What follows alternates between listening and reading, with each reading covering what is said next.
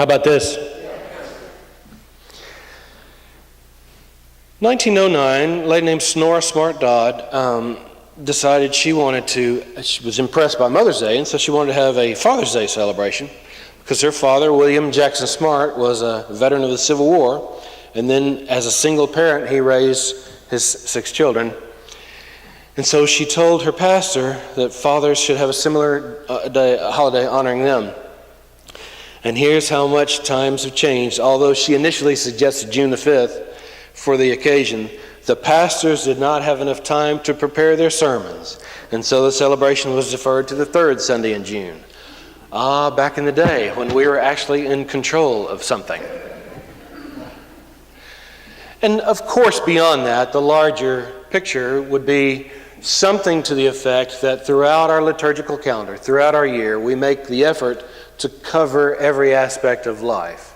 And we just continue to go round and round. And so on this occasion, we're going to talk a little bit about being an effective father and honoring your father.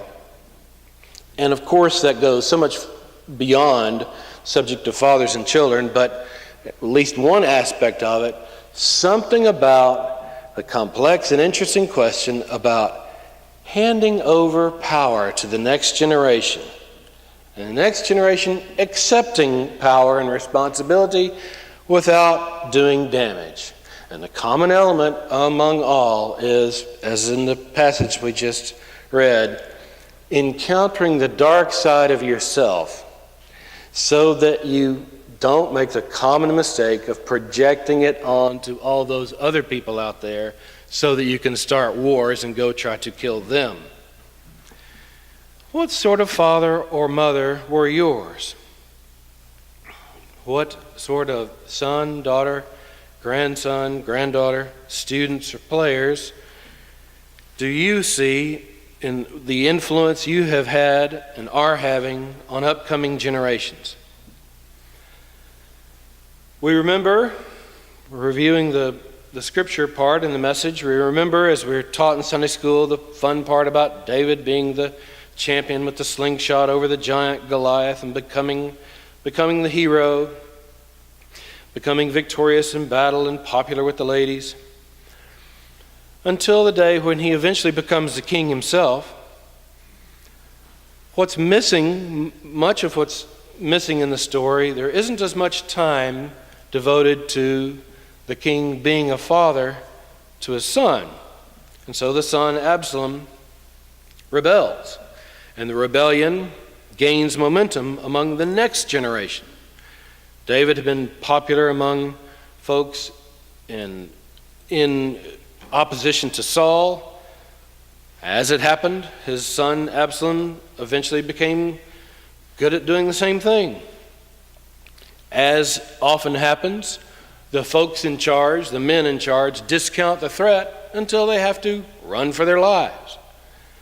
And so we have the moment where Absalom and his allies are wanting to take over, and they have this conversation where they deliberately, what can we do that will really be as insulting as we can possibly come up with? And so as his ally says to him, lie with your father's concubines, whom he left to take care of the palace. Then all Israel will hear that you have made yourself a stench in your father's nostrils, and the hands of everyone with you will be strengthened. So they pitched a tent for Absalom on the roof, and he lay with his father's concubines in the sight of all Israel. Meanwhile, David and his men are off in the woods, regrouping. Everyone in his system is worried about getting his throne back. David is the one stuck with the political and personal split, and it's tearing him up. The rebellion is threatening to win, but being king comes first. And so, as they regroup and they go out and get their kingdom back, Joab comes to David with what he is sure is going to be the good news, and he's furious and offended and angry at David when he doesn't react with the good news. But what David expresses in his mourning, he's expressing a deep disturbance in the force. He's saying something much larger when he says, "Would that I had died instead of you, my son. Of course, he is talking about the natural order of things, how children should be bearing their parents. And that's not how it played out. So even though later on in the story, there will be the eventual happy outcome of Solomon, another child, and then into the kingdom period where there's the temple and the wisdom and the ordered kingdom, still, David's life and his children and everyone around him go through a lot more pain and anguish and chaos than any of us would want in our lives. And so we have a cautionary tale. And one message from today might be something along the lines of, if you have never done it in your life, go back and pick your way through the entire story of the life of David, and I'm promising you will discover at least one line where you find yourself saying, I had no idea that was in there. I never heard that one in Sunday school. So if we can get some vague glimmer of what went wrong in David's life, we can maybe get a little closer to getting it right in our own, or at least do a little less damage. Another sort of moral from this story is that, and from what I have seen in my short life, at the tender age of 55, come to see that I'm not sure I have seen anyone, this may be extreme to state it in the absolute, but I'm saying that none of us is equally successful at each stage of life. Sort of the cliche of I can never live up to, in high school, the star quarterback, and then come back from college a couple of years later and still seeing him bagging groceries in the grocery store in January, he's not in college, and all those things that we've all seen. I would say that might be true of everyone. Deeper, further, being the flamboyant victor in battle, being famously successful with the ladies, being popular with the crowd, all of those kinds of things can also tend to work against living long and prospering. And so here in our world, we struggle to live a life that's ordered and balanced, which the other way around tends to work against being famous or flamboyant. I'm invisible because I want to be. That's the way I like it. And at this point, I get to say something where I'm giving your congregation and your minister some thanks. There were previous times in my life and career in other cities and areas in which I was the one to be on the local TV and holding the candle and doing the things for the homeless shelter and the and the public signs and demonstrations and things. In my path, it has become meet and right and fitting for me to become less publicly visible. And so on this occasion, I get to say a thank you to you, to First Presbyterian Church in general, and to Brant in particular, for being on the front page of the Democrat, being on the local TV, serving in the capacity of working, being a part of the protest against capital punishment, and being at Lake Ella, and all of the different things that you do. I say that partly because we all live in a world in which the thank you for that does not come as often as we might need it to come. Deeper, spiritually, the part about facing the demons in yourself and not suffering from the delusion that the evil is really over there somewhere. It would be so much more fun if it were. It would give us another excuse to go start another war. And it is deeply encoded in our Presbyterian theology that we understand that we are all in need of grace. And so, here in the system of the church and in schools and in the institutions and systems of which we are all a part, we've sort of evolved to the other end of the spectrum completely. How we hand power over, how we hand responsibility over to successive generations. One occasion in another state, in another life, I was serving on the faculty of a small private school, the Randolph School in Huntsville, Alabama. It's more or less like the Huntsville version of Maclay. And I was impressed in the first year to discover that at that particular school, they not only, and this may be commonplace by now, but it was exciting and appealing to me at the time, they had a negotiated senior skip day. They just worked it all out. The head of the student body president and the faculty worked out which day they were going to skip, and it was all open and out there. But that's the kind of system where that can work. Small numbers of students, small faculty, been in the school from kindergarten through 12th grade. On graduation day, we would print the names of the schools where everybody's going, and they were going to the Vanderbilts and the Dukes and the MITs of the country and of the world. High level of trust in that system. Now I get to talk about some of the things that are even more invisible. And along the way, we get to ask the wonderful question, what kinds of rebellions can you allow for? What kinds of, and conversely, if you are in your rebellious stage of life, can you make your rebellion interesting? Or are you just going to do the same old thing? Along the way, some more invisible stops. I mentioned years ago, I got to take Adam with me on the trip to Triennium. So he and I, and were part of a group which was being introduced to groups from all over the world, seeing different groups from Ghana, hearing teenagers talk about having to put up with being shot at on their way to the airport to get to come to the conference, from Indonesia, on and on and on. He showed up again in my life a few years later when he called to ask me to contribute money to my seminary because he was attending there at Columbia.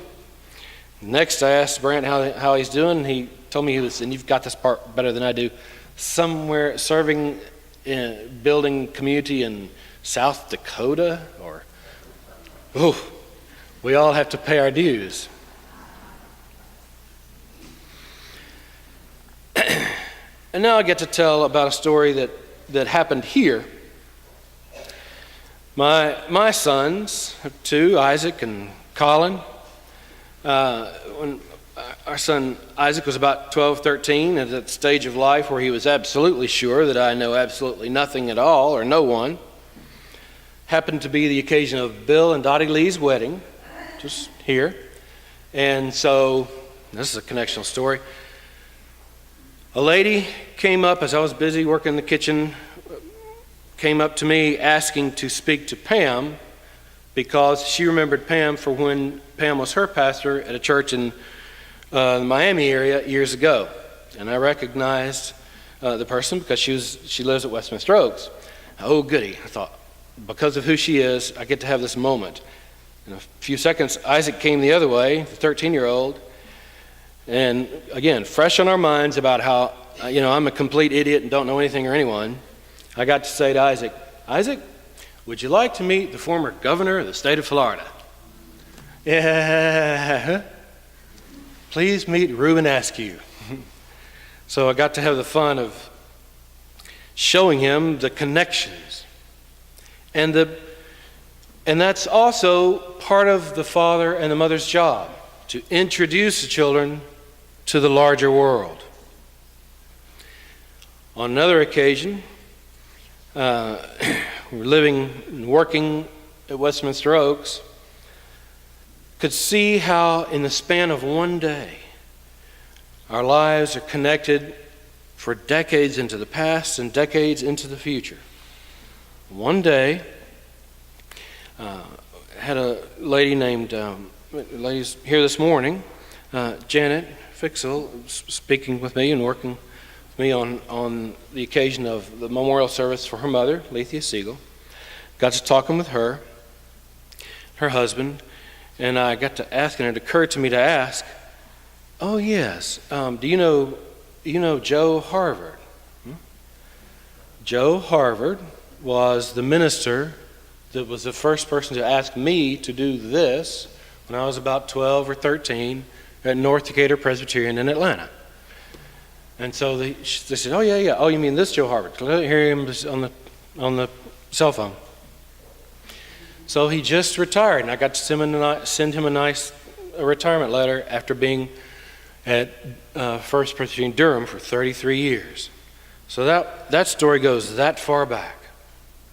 Same day, working with a family of Ms. Lorraine Prim and her daughter Pam, Joe, and then meeting their daughter Hannah, and remembering Hannah from being in the youth group here. And then by now Hannah has her son, Thatcher, is that right?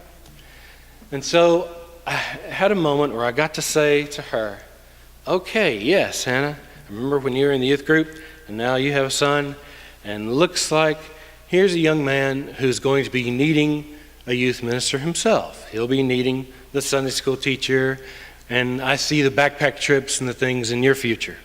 Her response to that was, well, and she's a school teacher, if I can't get a job, and I thought, I didn't want to press the issue, but I was able to say to her later, whether he gets a job, whether you get a job or not, he's still going to be needing the Sunday school teacher and the lock-ins and all of that. So that's another story that goes who knows how many years into the future. So these are the kinds of connections which are more or less invisible. And yet they're exactly the kinds of things that keep this awful open rebellion and chaos, as was expressed in the Old Testament, from ever coming about. What are you passing along? To whom are you passing along your love and life? Who has helped and guided you? Who are you guiding and helping out? I'm going to close with one more little story and little bits of steps along the way. By now, Isaac, who also happens to go to the same college Hannah went to, Eckerd, this week, he's got his first real job, working with his mother, the Department of Environmental Protection, doing an internship. And so here's how the conversation went on the Sunday night, a week or so, 2 weeks back, the Sunday night before the first day on the job. Mom, do we really have to be there by 8:30 in the morning, really? First day on the job? I don't think so. Day 2. By 3 o'clock in the afternoon, he comes into his mother's office, sits down and says, I'm exhausted. You mean I really have to do this for 40 more years? No wonder you old people are so tired.